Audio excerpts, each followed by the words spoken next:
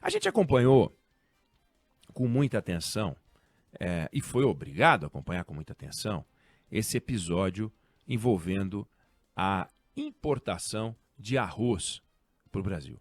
Acho que nunca se discutiu tanto a importação do que quer que seja.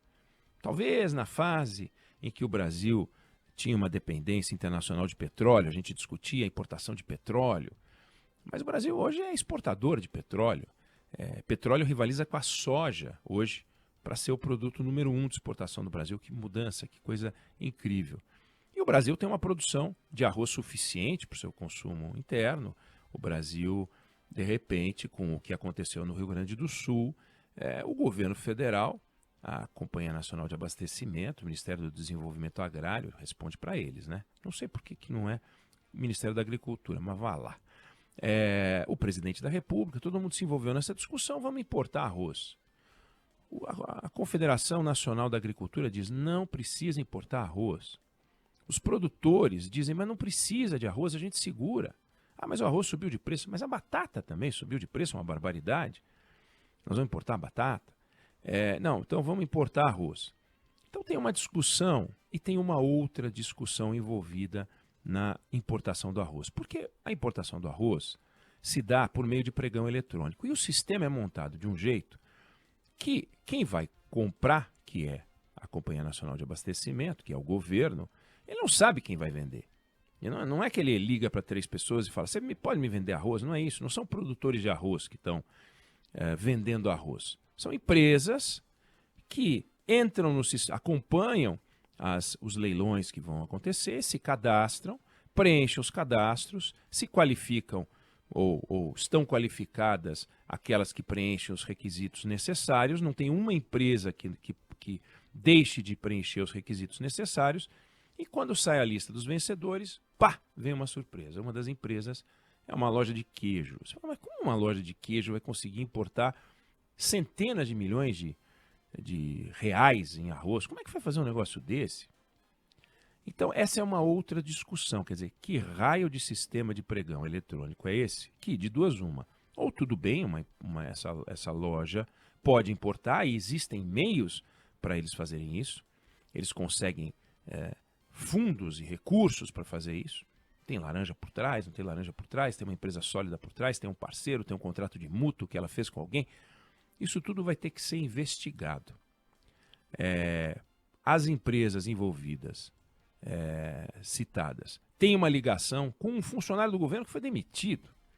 Na verdade, com um parente do funcionário do governo que foi demitido. Mas como isso? Como é que pode ter acontecido um negócio desse? Bom, esse é o lado policial da história. Mas tem o outro lado, que é a decisão do governo de vamos importar arroz. A decisão do governo de tomar uma medida de força, que o mercado disse que não era necessária. Eu não estou aqui querendo dizer que o mercado, tem gente que fica incomodada com isso, né? Fala o mercado e acha que, quando está falando mercado financeiro, a Juliana Rosa fala muito do mercado financeiro. Quando cita o mercado financeiro, as pessoas imaginam que a gente está falando de 4, 5 bancos brasileiros. Não é isso, não. Quando a gente fala de mercado ou mercado financeiro, a gente está falando de um conjunto de decisões que são tomadas por milhares e muitas vezes milhões de pessoas. Quando o dólar sobe, não é porque 2, 3 resolveram enfrentar o governo, 2, 3 não gostam do Aloysio Mercadante, 2, 3 não gostam do Fernando Haddad, 2, 3 são contra o PT. Não é nada disso.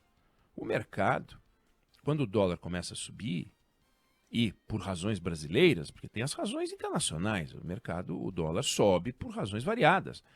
Ninguém, quando começa a cotação do dólar, tem uma pesquisa que diz por que está subindo? Aperte 1 se for porque a taxa de juros nos Estados Unidos não baixa. Aperte 2 se você tiver com medo da inflação brasileira. Aperte 3 se você não acredita no arcabouço fiscal. Não é assim.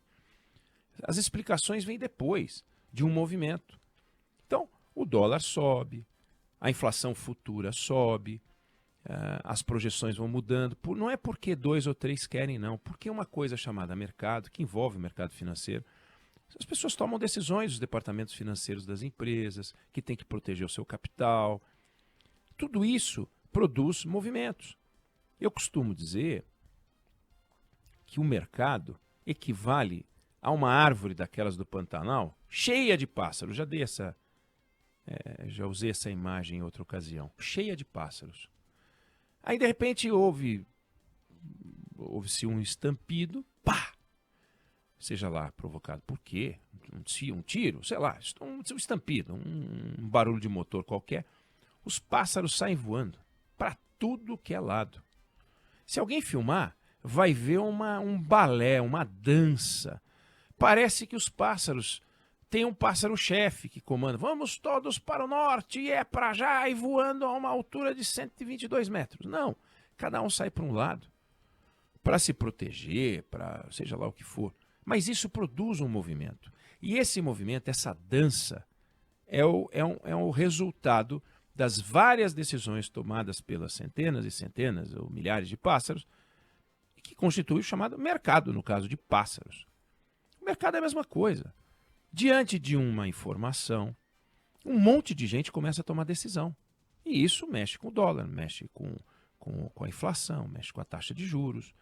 Vamos tomar empréstimos, não vamos tomar empréstimos. Por que o mercado imobiliário, de vez em quando, começa a subir? Né?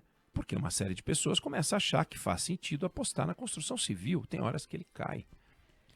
Então, ouvir o mercado é sabedoria. Porque o mercado é a iniciativa privada. O mercado é o setor que produz. O mercado é quem fabrica PIB. O governo é comedor de PIB. Então, ouvir um comedor de PIB, ouvir um glutão de dinheiro privado sobre decisões, não é talvez a mais sábia das medidas. Tem que ouvir também o governo. Tem que ouvir o mercado. O mercado ele é controlado por instituições para não deixar também que se faça o que qualquer um quer fazer, não pode acontecer. Mas a Confederação Nacional da Agricultura não vai ficar, os agricultores vão ficar falando que não é necessário comprar, se for necessário comprar, porque senão vai ser uma confusão. Então, a verdade é o seguinte, um bom pedaço, mas assim, a maioria das propriedades, na casa de 80% da quantidade de arroz que o Rio Grande do Sul produziu, a maioria foi colhida. Tem muito arroz. O preço vai subir um pouco? Sim, o preço pode subir um pouco, mas o que os produtores estão dizendo é que essa entrada de arroz tabelado por um preço muito abaixo vai produzir um desarranjo no mercado, ou seja, é o governo entrando bem na escola antiga, quase que na lógica do vamos congelar, vamos tabelar, vamos controlar. E é isso que a gente precisa observar com muito cuidado. O intervencionismo. Eu quero uma indústria naval. Eu quero uma indústria automobilística subsidiada. Eu quero subsidiar o preço do petróleo com o dinheiro da Petrobras. Eu quero que a energia elétrica não suba. Eu quero importar arroz. Mas o governo tem o direito de tomar decisões desse tipo de forma autoritária? E foi o que aconteceu neste caso, que só virou um escândalo por causa da lojinha de queijo. Se não tivesse a lojinha de queijo, a gente teria dado amparo a uma intervenção, que é uma distorção, e a gente ficaria numa discussão mais ou menos teórica. Mas ela é muito prática. A intervenção estatal leva ao desajuste. E o desajuste desorganiza a economia. A ditadura desorganiza a política, a inflação desorganiza a economia. A taxa de juros elevada desorganiza a economia. São as doenças da economia nacional. E nós temos várias delas. A inflação querendo subir, mas os juros nas alturas. Juros nas alturas são consequência de um Estado desorganizado. Então, em vez da gente ver o governo tomando providências para resolver os seus abacaxis, a gente vê o governo se metendo no arroz. Mas ele tem um grande abacaxi para resolver, que é não cortar despesa pública. O Ministério da Fazenda tem uma agenda de debates sobre cortes, mas o que aparece é a agenda de ataque na produção de mais ideias para cobrar impostos das pessoas, resultado o Senado devolve uma medida provisória para o governo, dizendo que isso não pode. Então, olha que vergonha. O governo está completamente perdido. Foi desmascarado, né, esse perfil intervencionista por causa de uma lojinha de queijo. Então a gente tem uma dívida de gratidão com essa loja de queijo. Porque graças a essa lojinha de queijo, a gente está vendo uma distorção em curso. Vamos ver como é que vai ser o leilão, se é que vai ter o leilão daqui para frente. Vamos ver se o governo não, sabe, se não cai a ficha, o governo para e conversa sério com o chamado mercado, né, com os produtores, e ouve o que eles têm para dizer. Eles não vão ficar multimilionários se não houver a importação. Não é isso. É bom senso.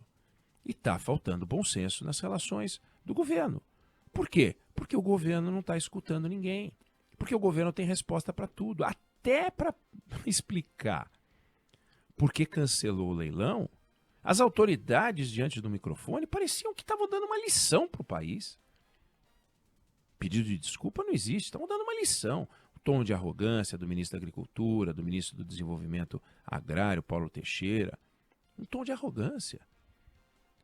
Quando, na verdade, o governo está errando, mas é erro atrás de erro, principalmente por causa dessa mania de eu tenho a resposta para tudo, eu vou interferir em tudo, porque eu sou a verdade e a vida. Isso não pode acontecer. Então, esse problema do arroz não é só um problema do arroz. O problema do arroz, ele denota, ele reforça, ele joga à luz num problema muito maior, que o governo tem condições de mexer ainda. O governo começou em janeiro do ano passado, nós já temos 1 ano e meio de governo Lula, e é de se perguntar o seguinte: cadê as grandes transformações? A reforma tributária foi aprovada, mas a gente precisa da sua regulamentação, uma série de providências que precisam ser tomadas e que não foram tomadas até agora. Desajuste fiscal que tem que ser enfrentado. Eu dizia que o Ministério da Fazenda tem lá seus projetos, mas só aparece a parte em que eles tentam morder com a Receita Federal a perna da gente, com mais impostos. Mas vão ter que visitar os benefícios e é sofrido, é uma agenda sofrida, porque é uma agenda, não é aquela agenda que o governo gosta, como é o que o Lula fez anteontem, né? Reuniu o pessoal da educação e falou: vamos investir 5 bilhões no ensino. Tirado de onde? Então eles gostam de coisa que vai para cima, né? Prédio que vai para cima, coisa que leva água, eles adoram. Agora, ajuste fiscal é fundamental para o país crescer e não dá voto, tira voto. Então tira voto de olho na reeleição ou de olho na eleição de um aliado ou dos aliados para os governos estaduais, mais o presidente da República. A gente vê o governo não enfrentando as discussões essenciais. Popularidade é feita para gastar. Lição de casa é feita para quem não faz lição de casa, na hora da prova vai mal. Então, o problema é que nessa escola em que os alunos vão mal, no caso, os governantes vão mal, a gente é que paga a conta. E isso não dá certo. Eu não sei se você concorda ou discorda, mas essa é a opinião que eu tenho sobre o assunto.